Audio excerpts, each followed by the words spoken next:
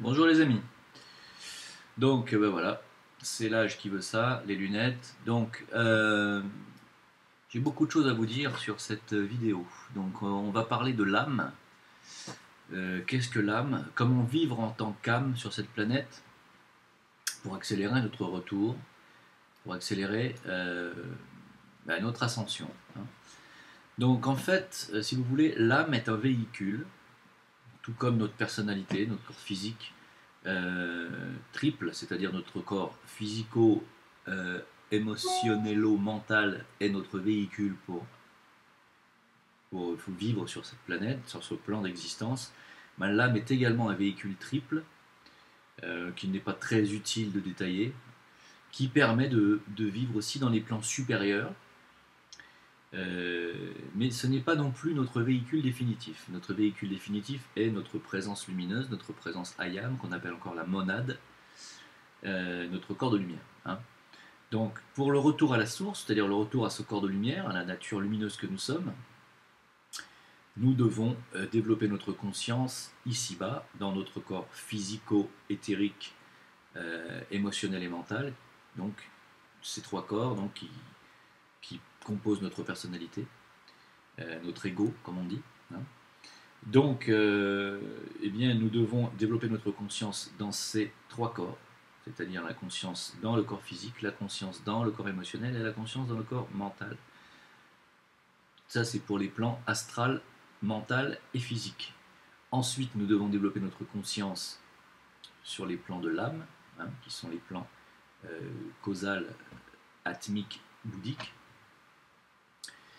Et donc en fait, l'âme sert de véhicule pour le développement de la conscience dans les trois plans supérieurs. Mais c'est déjà le cas, c'est-à-dire que nous avons déjà la conscience de développer dans ces trois plans, hein. Ce que nous n'arrivons pas, en fait, c'est à descendre notre conscience christique, c'est-à-dire du plan bouddhique, en fait. Nous n'arrivons pas à la descendre ici-bas dans nos corps inférieurs, parce que nous avons des corps qui sont encore grossiers, qui sont encore entourés de noirceur, et qui ne conduisent pas suffisamment la lumière encore, ne sont pas encore assez conducteurs, hein.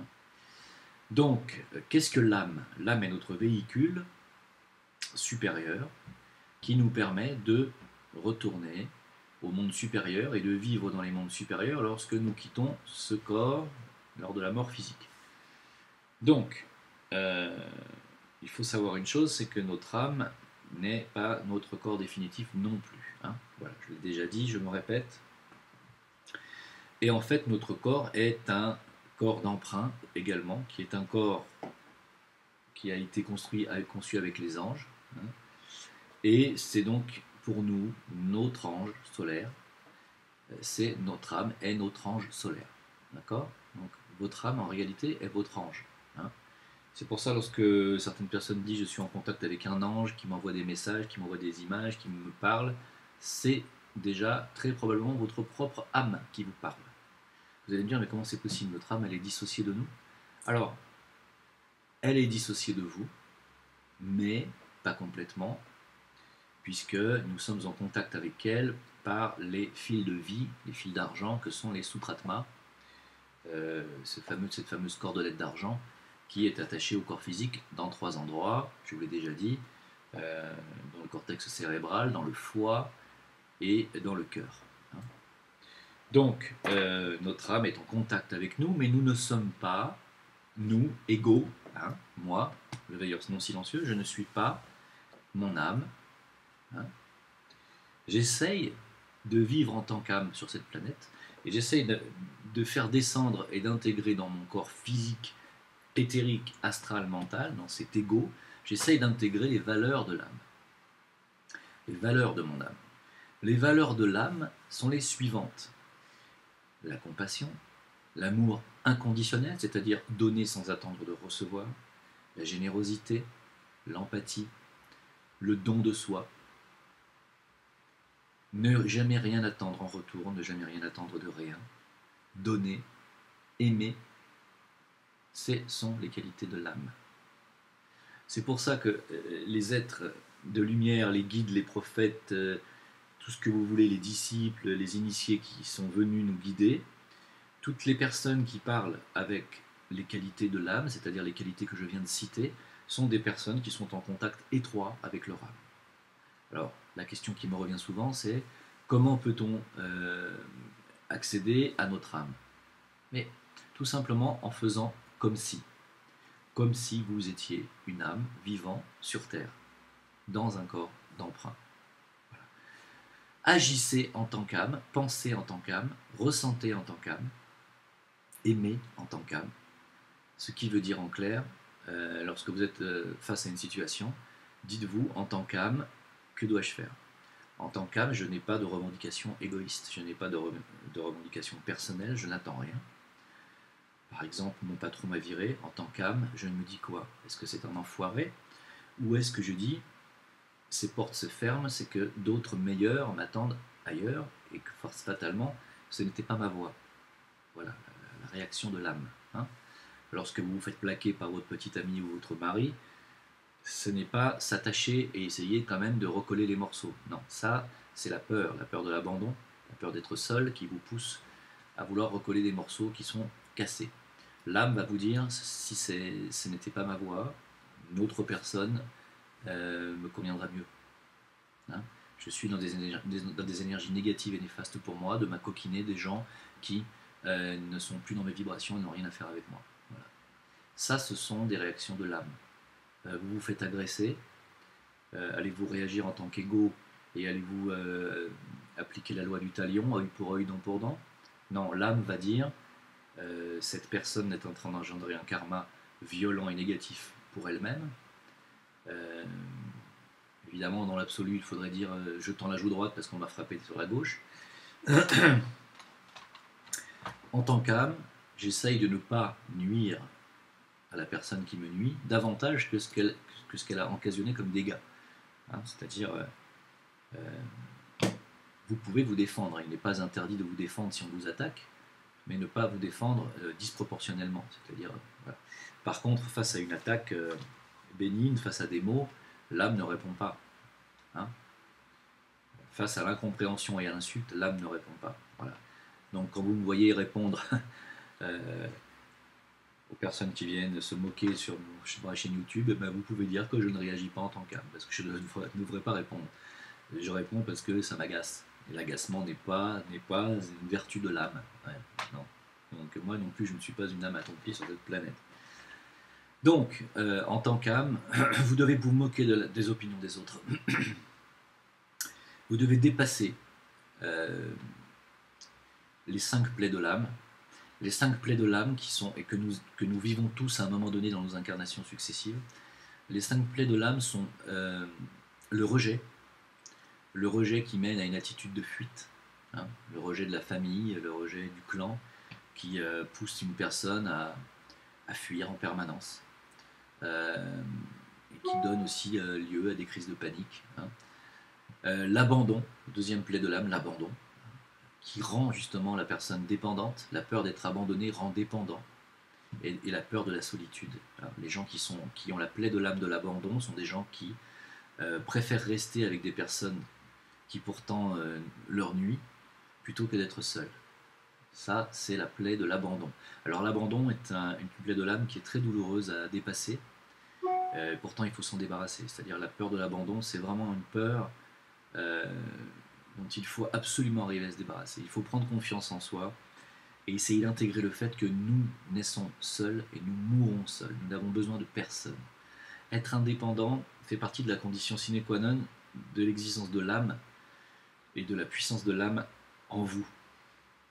L'indépendance, l'individualisation, hein, la confiance en vous, le fait que vous êtes émotionnellement sevré.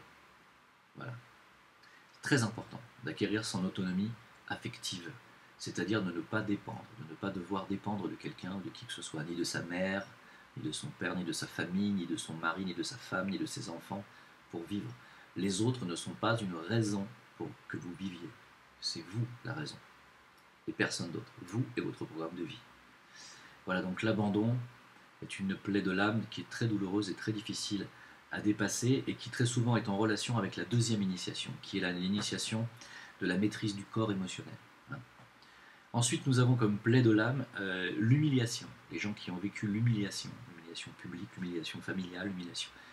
et qui pousse à des comportements masochistes, c'est-à-dire à des comportements qui, sans le vouloir, nous mènent à toujours nous faire mal, c'est-à-dire à refuser quelque part le droit au bonheur. Hein, quand nous avons vécu cette plaie-là, cette humiliation, nous nous disons que nous n'avons pas le droit au bonheur, nous n'avons pas le droit d'être valorisés, donc nous sous-évaluons en permanence, et nous avons des comportements masochistes donc on cherche à se faire du mal sans le vouloir. Et quand on a vécu cette plaie de l'âme, ça pousse aussi à la peur de la liberté, hein, à la peur d'être libre. Donc encore une fois, toutes ces plaies sont reliées les unes aux autres, parce que le rejet et l'abandon, quelque part, vous allez me dire, c'est la même chose. Pas tout à fait. Le rejet, c'est vraiment, on veut plus de toi. L'abandon, c'est vraiment, on n'en a plus rien à foutre de toi. C'est pas la même chose. Hein. Rejeter quelqu'un parce qu'il vous fait peur, et rejeter quelqu'un parce que vous avez plus rien à foutre de lui, c'est pas la même chose. L'humiliation, c'est vraiment la moquerie, quoi. C'est vraiment le rabaissement total, l'annihilation totale de toute construction de personnalité. Hein. Voilà, donc il faut arriver à se reconstruire quand on a été humilié, et c'est pas en se sous-évaluant soi-même et en se dévalorisant en permanence qu'on se reconstruit. Il faut prendre confiance en soi et il faut arriver à s'aimer. Ensuite, quatrième plaie de l'âme, la trahison. Alors, la trahison. Parfois, l'humiliation, la trahison, c'est lié aussi. Hein. Une femme vous quitte pour votre meilleur ami, vous êtes à la fois humilié et trahi. Sauf que les gens trahis, par rapport aux gens humiliés, ont une chose en plus, une dimension qui a un rapport avec le contrôle. C'est-à-dire, les personnes qui sont trahies sont des personnes qui n'ont pas eu le contrôle de la situation. C'est-à-dire qu'à un moment donné, la situation leur a échappé. Et c'est plus eux qui ont contrôlé les choses, mais ce sont les personnes sur lesquelles ils comptaient. Justement, la trahison, la plaie de l'âme de la trahison mène à devenir un maniaque du contrôle. Hein, c'est-à-dire à vouloir tout contrôler, tout diriger, y compris les gens qu'on aime, leur dire comment faire, comment ne pas faire, parce que vous avez peur qu'à un moment donné, ils vous lâchent. Sauf qu'en ayant toujours ce comportement du contrôle, ça va mener justement au fait que les gens vont vous lâcher, parce qu'ils vont en avoir marre que vous contrôliez leur vie. Hein. Et la peur des gens qui ont vécu la trahison, la grande peur de ces gens-là, c'est la séparation. Ils ont peur d'être séparés. Ils ont peur de se retrouver eux aussi seuls. Donc vous voyez comme ces plaies sont quand même reliées les unes aux autres. Puis la dernière plaie de l'âme, connue, enfin en tout cas reconnue comme plaie de l'âme, c'est l'injustice. Vous avez vécu une injustice et cela résonne fortement en vous. Vous avez un fort besoin de justice et cela peut provoquer chez vous une certaine rigidité face à des comportements justement, à des jugements qui ne sont pas pour vous corrects. Cela peut mener aussi à une certaine froideur. Les gens qui ont vécu l'injustice sont des gens fortement révoltés. Alors, il se peut que dans toutes les plaies que je viens de vous citer, il se peut que vous en ressentiez plusieurs, voire toutes. Hein.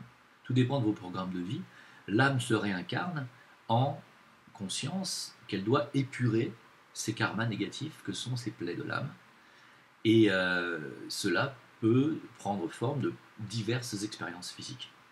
Par exemple, ce qui concerne l'abandon, c'est très souvent lié aux parents, à l'éducation, à l'enfance, et c'est très souvent lié aussi à la vie de couple. L'humiliation, ça va être davantage dans l'acceptation de vous-même par rapport aux autres, le regard des autres. Hein. L'humiliation, c'est par rapport à vous dans la société. La trahison, ça peut être aussi par rapport à votre vie de couple et vos amis, votre domaine amical. Le rejet, c'est vraiment plus dans le clan, la société, la nation, le peuple, la communauté. Hein. Voilà. Donc, il se peut que ces 5 plaies, vous les ressentiez en vous et qu'elles vous fassent encore souffrir. Il faut comprendre que votre âme va vous envoyer des programmes de vie qui vont vous permettre de vous nettoyer de cela, car elle-même, ça l'empêche de vivre pleinement heureuse sa vie d'âme. Donc votre âme qui est votre ange solaire, comment vivre comme elle, comment être une âme incarnée dans un corps physique. Tout simplement, euh, tout simplement, vous allez vivre en tant qu'âme et vous allez essayer de faire l'expérience pendant le plus longtemps possible, mais déjà quelques jours, ça serait déjà un bon début, même une journée, de vivre comme si, de faire comme si vous étiez une âme. C'est-à-dire que par rapport à chaque situation que vous allez vivre dans la vie, vous allez vous dire, je suis une âme, en tant qu'âme, moi, je fais ci, je pense ci, je fais cela. Voilà. D'accord? Donc, vous allez essayer de faire appel à vos qualités d'âme, et vous allez vivre chaque seconde de votre vie en disant, moi, en tant qu'âme, je fais cela, je suis cela, et vous allez affirmer des choses positives en ce qui vous concerne. Vous pouvez utiliser lors de vos méditations ou de vos prières l'imagination créatrice. Attention à ne pas confondre avec l'imagination végétative, qui est une imagination justement du mental inférieur. Non, l'imagination créatrice fait appel au mental supérieur, au mental créateur que vous avez en vous. C'est une capacité supérieure que les animaux n'ont pas, et à laquelle les humains ne font pas suffisamment appel, sauf pour des trucs pervers ou des trucs néfastes, notamment des trucs sexuels ou des trucs en général encore plus vils que la sexualité, qui n'est pas toujours vile, hein, mais en ce qui concerne la perversion sexuelle ou la torture, l'humain fait appel à une imagination créatrice sans limite. Hein. Essayez d'utiliser l'imagination créatrice à des fins positives, à des fins constructives, à des fins bénéfiques. Alors, vous pouvez lors d'une méditation essayer de construire dans votre mental supérieur, et par l'imagination, la visualisation d'un but que vous voudriez accomplir ou de quelque chose que vous voudriez obtenir. Ne le faites pas avec de l'égoïsme, n'entachez pas votre volonté créatrice d'égoïsme, mais toujours dans le but de rétribuer quelque chose. Hein, et de rétribuer et de rétablir un équilibre. L'âme est ici, vit en équilibre, en symbiose avec le reste de la création. Contrairement à la personnalité qui vit dans la dualité. La personnalité vit en opposition à la création. Hein, elle se situe elle-même par rapport aux autres, alors que l'âme se situe parmi la création et parmi les autres âmes. Comprenez bien cette distinction, c'est gigantesque. Hein. Donc, faites appel à votre imagination créatrice, faites comme si, essayez de pratiquer pendant une journée entière, du matin jusqu'au soir, le fait que vous vivez en tant qu'âme avec les qualités de l'âme que j'ai citées juste avant ça. Ayez de l'empathie pour les êtres qui souffrent. Lorsque vous avez de l'empathie, de la compassion pour, par exemple, les attentats qui viennent de se dérouler, ne tombez pas dans l'apitoiement. Ne tombez pas dans comment on dit, dans le sentimentalisme. Ne tombez pas dans l'empathie non contrôlée. Ne tombez pas dans les larmes. J'arrive pas, dans la sensiblerie. Voilà, c'est ça. Ayez de la compassion, envoyez de l'amour à ces gens, aux victimes, aux parents de ces victimes. Essayez de voir les choses en tant qu'âme. Dites-vous que l'humanité est une et indivisible, qu'une partie de l'humanité est là pour construire, une autre partie pour détruire, et que cet équilibre est parfois rompu, et que vous allez demander une réparation spirituelle au fait que cet équilibre a été rompu, et qu'il faut que les forces destructives de l'humanité apprennent à trouver leur place juste et à ne point nuire. Je voulais vous dire aussi que, alors, on me demande dans les questions-réponses, je pense que je vais faire une autre vidéo sur les questions-réponses parce que ça va faire une vidéo trop longue. Et puis je ne veux pas tout mélanger. Je suis en train de parler de l'âme, et c'est une chose très importante que de vivre en tant qu'âme sur cette planète et d'avoir de l'amour et de la compassion et de la compréhension de ce qui se passe. L'âme n'est pas seulement amour, l'âme est aussi connaissance et compréhension.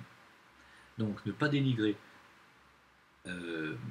la connaissance, ne pas dénigrer la connaissance livresque, ne pas dénigrer l'apprentissage.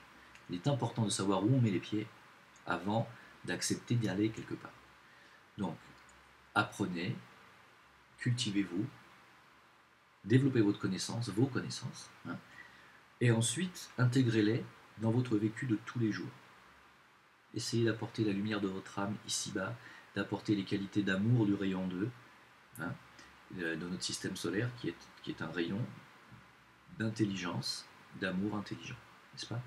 Donc, essayez de bien comprendre que ce n'est pas en vous comportant et en vous rebellant et en vivant dans la dualité que qu'on trouvera une solution. Il faut essayer de vivre dans l'unité, hein. Non pas je veux ni j'ai, mais je suis. Voilà, je suis un et indivisible avec tout être qui m'est semblable. Voilà. Par rapport à la vidéo sur les extraterrestres que j'ai fait et qui ne touche pas tout le monde, il faut bien comprendre une chose, c'est que l'existence des extraterrestres, de toute façon, tôt ou tard, vous sera révélée, puisque la NASA le sait très bien depuis très longtemps, y compris les services secrets russes et tous les services secrets du monde entier savent que nous avons des contacts étroits avec certains extraterrestres. Si vous vous renseignez d'un peu plus près, vous verrez que l'humanité a été en contact très proche avec certains types d'extraterrestres pendant de très longues périodes sur cette planète. Vous comprendrez qu'à un moment donné, nous avons été génétiquement modifiés. Hein, nous partons de primates et nous sommes devenus l'Homo sapiens sapiens en passant par Cro-Magnon, Néandertal, dans une période de temps qui est très courte par rapport à l'évolution naturelle des espèces.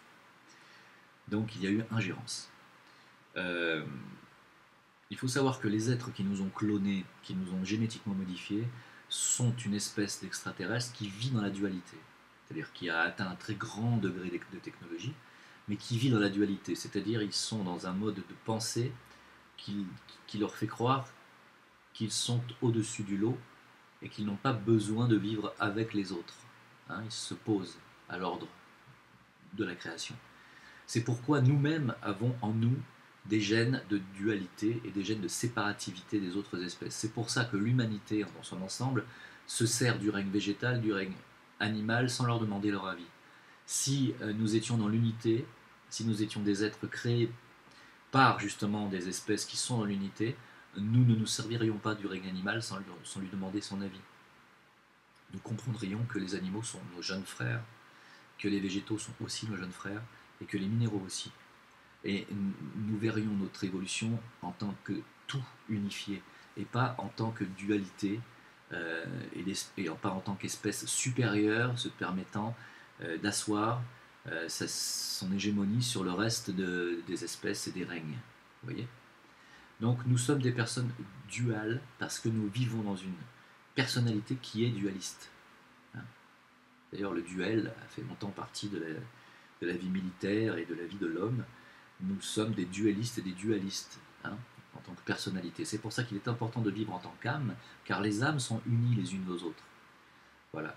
Donc unissez-vous, et il n'y a que dans l'existence en tant qu'âme, et dans l'extériorisation et la manifestation en tant qu'âme, que vous pourrez vivre dans l'unité, que l'humanité pourra se réunifier.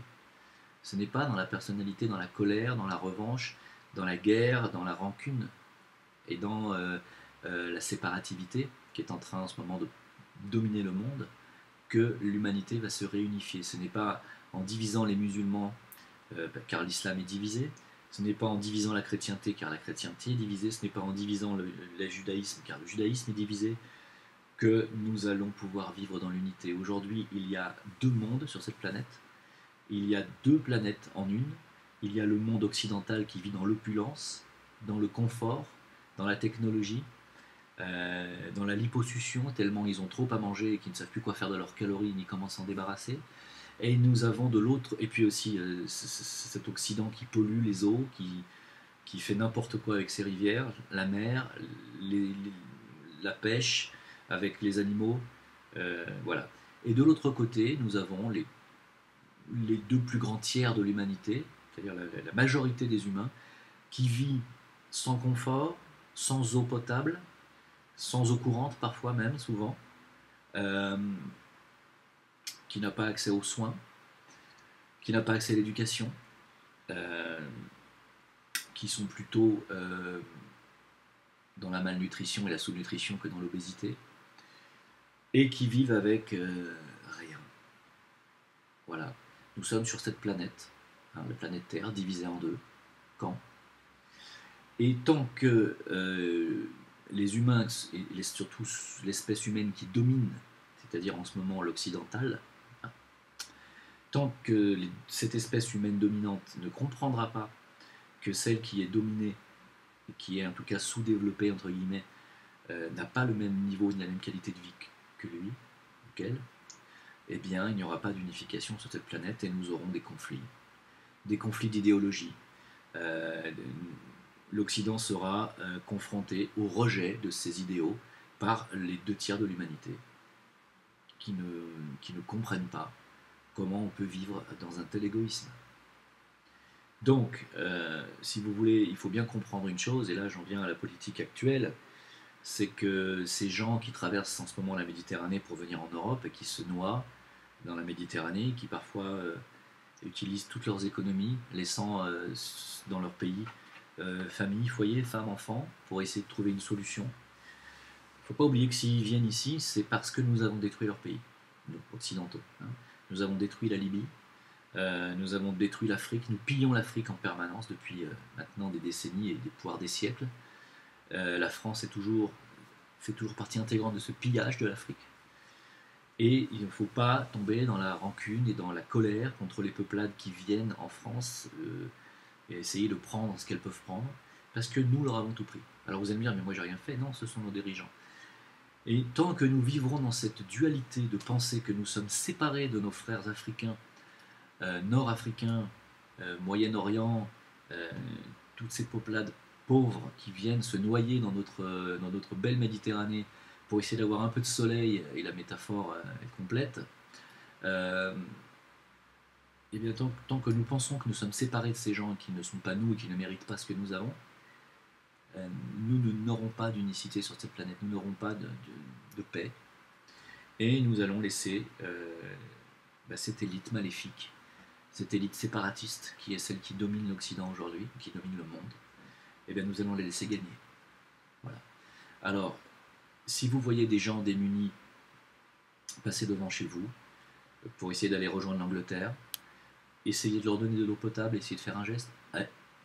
Agissez en tant qu'âme, essayez de faire preuve de générosité. Ce ne sont pas vos ennemis, ce sont simplement vos frères humains à qui on a tout pris et qui n'ont plus d'autre espoir que d'essayer de venir prendre un petit peu de ce que nous on leur a pris. Voilà. Je pense que c'est comme ça qu'il faut le voir. Et cela n'a rien à voir avec le fait que la France est une nation qui devrait avoir des frontières et une immigration contrôlée, ça c'est autre chose. Moi je vous parle là réellement de faire preuve de générosité et d'humanité. L'humanité est aussi de comprendre ce qui peut bien motiver des personnes à venir dans nos pays froids et humides, alors qu'eux-mêmes sont habitués à vivre dans des pays chauds, secs, et ils sont habitués à une qualité de vie qu'on leur a enlevée, volée, détruite. Je vous laisse méditer sur ces paroles. J'espère que vous aurez compris ce message. N'oubliez pas mon Facebook, Jim Leveilleur, Jim, J-I-M, plus loin Leveilleur en un seul mot. Je réponds à toutes vos questions sur mon Facebook.